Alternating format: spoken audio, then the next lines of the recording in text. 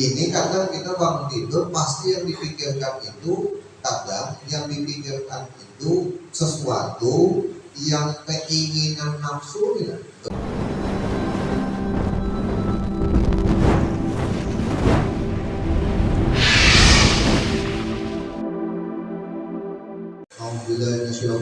Bismillahirrahmanirrahim. Alhamdulillahirabbil alamin. Wassalatu wassalamu ala asyrofil anbiya'i wal mursalin sayyidina wa nabiyyina Muhammadin wa ala alihi wa sahbihi ila yaumiddin. Amma ba'du. Qala sahib rahimahullah ta'ala wa nafa'ana wa bihi bidaraini amin. Sifat yang ke-18 Sami'un. Sami'un artinya yang maha mendengar. Maka mustahil Allah itu yang tuli. Jadi Sami'un ini sifat yang ke-18. Sami'un tadi artinya wajib Allah Ta'ala itu maha mendengar. Maka mustahil Allah Subhanahu Wa Ta'ala itu tuli, artinya tidak mendengar. Dalilnya yaitu dalil sifat Sami'un. Jadi sama dalil Al-Qur'annya itu sifat Sami'un. Apa dalilnya? Wallahu sami'un alim. Bermula Allah Subhanahu wa ta'ala itu amat mendengar lagi amat mengetahui. Dalil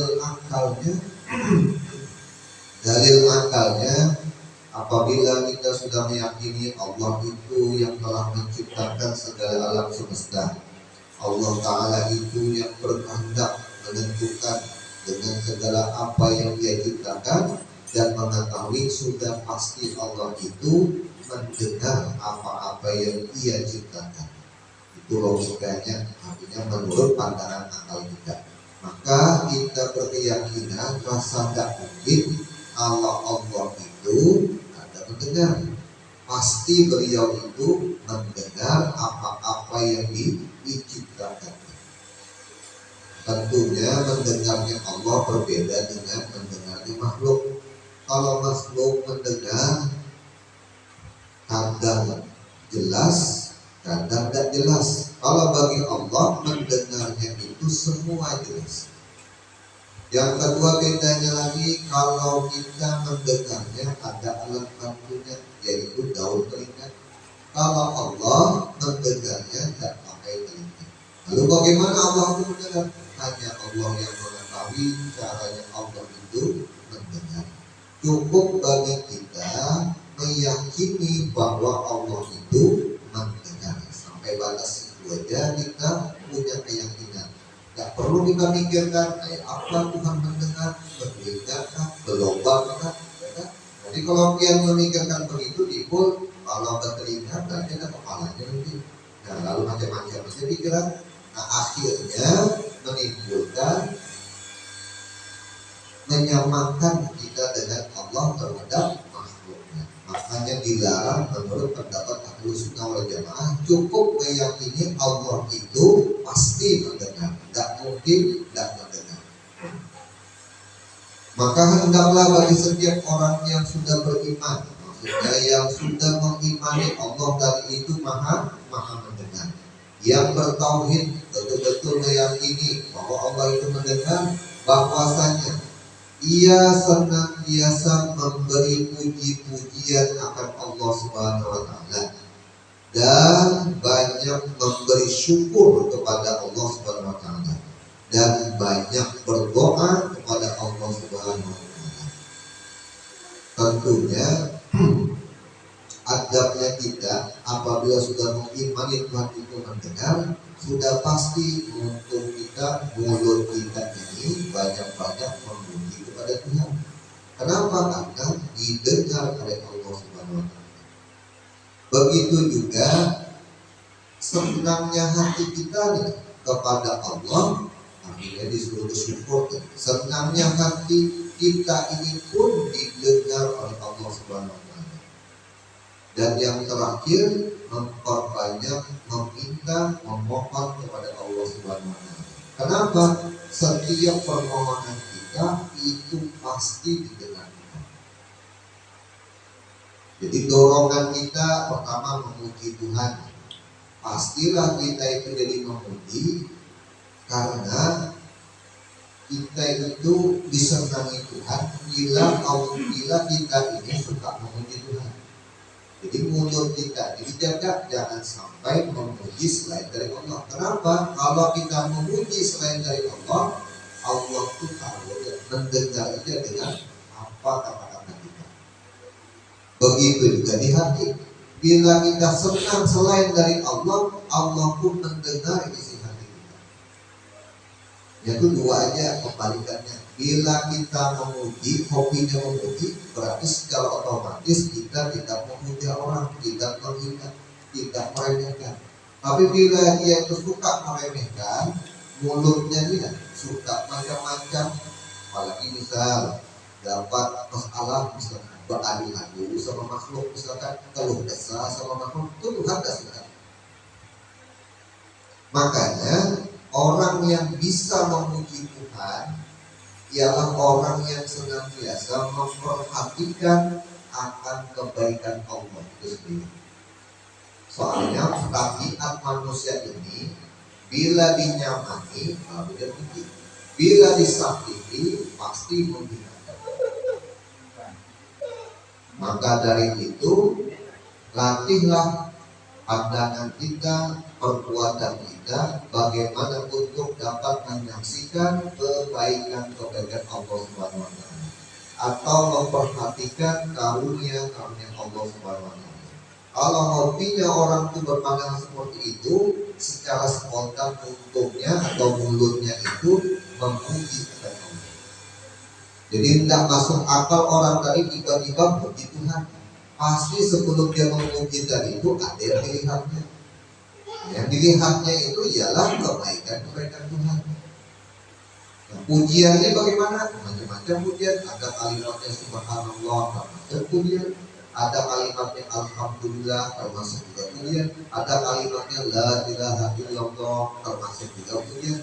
Dan ini yang kita lakukan bila mana sudah kita meyakini Allah Subhanahu wa Ta'ala itu maha mendengar.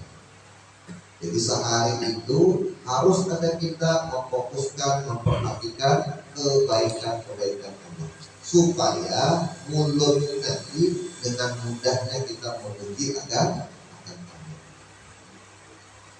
Kalau sudah mulutnya dipuji disebabkan dengan pandangan tadi yang benar, memandang kebaikan Allah, memandang karunia Allah, maka hati itu jadinya lapang. Hati lapang ini menunjukkan orang tadi itu bersyukur kepada Allah Subhanahu wa Ta'ala. Nah, begitu dia sudah senang, lalu memohon sama Tuhan, memohon kepada Allah. Jadi memohon Tuhan, memohon kepada Allah itu berdasarkan senangnya hati. Cuma kan kadang kita ini, kadang itu begitu sulit lalu butuh sama Tuhan. Kalau lagi senang-senangnya, banyak lupa. Nah, kalau orang yang beriman sami'un, dia itu berupaya untuk pandangannya itu dibenarkan. Maksud pandangan ini berpikirnya melihati karunia-karunia Allah. Nanti menumbuhkan pujian kepada Allah. Begitu menumbuhkan pujian kepada Allah, hati itu jadi senang juga. Misal melihati karunia Allah, misalnya bangun tidur atau ya katakan bangun tidur. Bangun tidur benar, yang dilihat itu karunia Tuhan. Yang kita lihat apa karunia Tuhan? Sehatnya masih badan kita. Habis itu kaki tidak sakit. Nah, itu karunia. Nah, biasakan memperhatikan itu. Kalau sudah terbiasa seperti itu, lalu mulai memuji Tuhan. Ini kadang kita bangun tidur, pasti yang dipikirkan itu, kadang yang dipikirkan itu sesuatu yang keinginan nafsunya belum tercapai. Makanya tidak ingat akan karunia Tuhan. Contoh misalkan, nafsu ini ingin aja duit, ya kan? Ingin berduit, bangun tidur yang dipikirkan duit, padahal duitnya itu ada lagi. Maka orang tersebut menimbulkan kalimat Tidak mungkin orang tadi itu memuji Tuhan. Kenapa? Karena cara pandangnya sudah kesalah. Maka orang yang begini, yang dimau Tuhan itu mulut kita, hati kita itu senang dengan Tuhan. Syukuri dalam Tuhan, aku sehatkan kamu. Syukuri dalam Tuhan, anakmu kesehatan. Syukuri jika masih di dalam rumah tangga kebaikan. Syukuri dalam Tuhan, kita ini punya rumah bisa bernaung. Coba orang yang ada bernaung di rumah nggak punya rumah misalkan, kayak apa hidupnya? Kita ini nyaman masih. Nah itu yang dimau Tuhan, kita itu memikirkan supaya nanti timbul pujian kepada Tuhan. Nah, sudah hati lapang dengan ada pujian tadi, dengan meresapi karunia-karunia Tuhan tadi, ya kan? Lalulah kita bermunajat kepada Tuhan. Ya Allah, terima kasih Engkau memberikan karunia sebanyak ini kepadaku. Lalu memohon lagi, apa aja kita. Nah, tapi Tuhan yang ini masih banyak kurang lagi, kurang ini, kurang itu, kurang itu, belum minta. Cuman awalnya tadi itu sudah senang sama Tuhan. Ya itu caranya, adabnya kita. Nah ini Tuhan lebih tertuju, lebih senang Tuhan terhadap hambanya yang selalu memperhatikan apa-apa yang Allah berikan kepada kita. Kalau kita, kebiasaannya yang kurang adabnya nih, meminta kepada Tuhan, proses memuji sama bersyukur tidak ada. Langsung aja minta, misalkan sakit, ya kan? Ya Allah sembuhkan ya Allah. Kalau lu sakit itu jauhin lu ya Allah. Seakan-akan maksa sama Tuhan. Nah ini kurang adabnya kita. Jadi kita itu memohon kepada Tuhan, kita yang seakan-akan mengatur Tuhan. Sedangkan memohon ini, kalimat doa ini sebenarnya mendudukan sifat ubudiyah kita, mendudukan sifat kehambaan kita kepada Tuhan, bukan mau mengatur Tuhan. Beda kalau orang yang nggak ngerti tentang sosok Tuhan, cara berdoanya pun ketahuan. Jadi kalau orang yang betul-betul dia paham makrifat kepada Tuhan, terutama mengenal bahwa Allah itu Maha Mendengar, dia memohon kepada Tuhan itu, sebenarnya dia itu menunjukkan sifatnya dia sebagai hamba dan mengagungkan akan sifat Tuhan, yaitu sifat rububiyah, yaitu bangsa ketuhanan. Tapi kalau kita gara-gara kita tidak mengenal Tuhan, ya kan kita lah yang mengatur Tuhan. Tuhan sama sudah berduit sudah di Tuhan. Seakan-akan kita yang mengatur Tuhan. Nah kalau orang yang betul-betul sudah soleh, betul-betul paham makrifat kepada Tuhan, sebelum berdoa dan menghibur dulu, senang dulu hatinya dan memuji-muji Tuhan. Di mana dia memuji Tuhan? Dari apa yang pujiannya tadi? Melihati apa-apa yang sudah terjadi. Dengan dasar itulah dia itu lalu memohon kepada Tuhan. Artinya apa-apa yang diberikan Tuhan tadi itu disyukurinya dulu, dipujinya dulu Tuhan tadi. Lalu dia memohon kepada Allah dengan rasa ubudiyahnya dia, rasa kehambaan dia kepada Allah. Jadi bukan rasa ingin cepat dikabulkan, tapi rasa kehambaan dia sebagai hamba yang memang berhajat kepada Allah Subhanahu wa Ta'ala. Itulah hakikatnya orang itu berdoa kepada Tuhan. Urusan kabul dan kabul itu urusan belakang. Kenapa? Karena Tuhan juga menyuruh kita minta kepada Tuhan. Nah, Tuhan itu senang bila pada diminta. Nah, kalau orang yang belum paham, dia itu meminta karena ingin dikabulkan. Dia beda.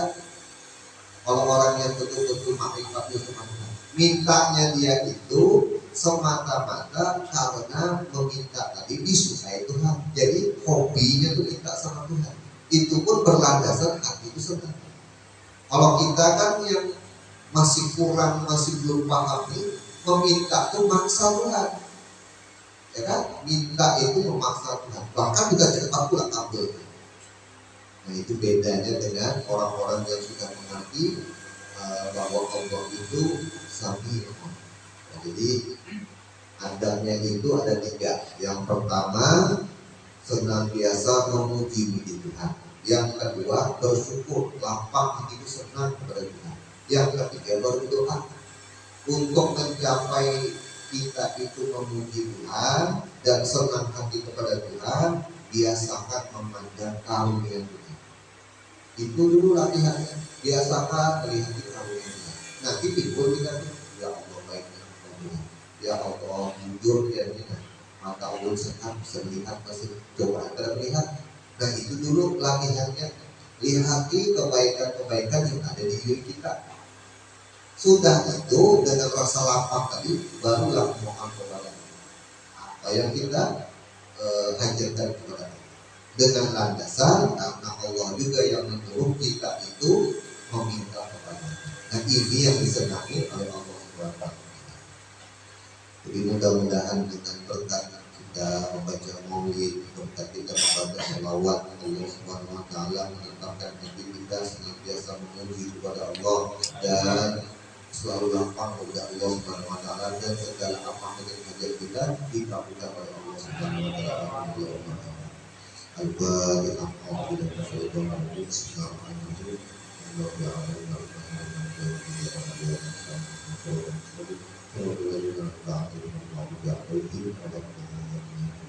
Bismillahirrahmanirrahim. Alhamdulillahirrahmanirrahim. Wassalatu wassalamu ala asyrafil anbiya'i wal mursalin sayyidina Nabiyina Muhammadin wa ala alihi wa sahbihi. Allahumma inna nas'aluka 'ilman nafi'an wa inna nas'aluka 'ilman nafi'an wa rizqan wasi'an mu'amalan taqabbala rabbana innaka antas samiul 'alim wa qul rabbana a'udzu sallallahu alaihi wa sallam wa ala alihi wa sahbihi. Alhamdulillahi rabbil alamin.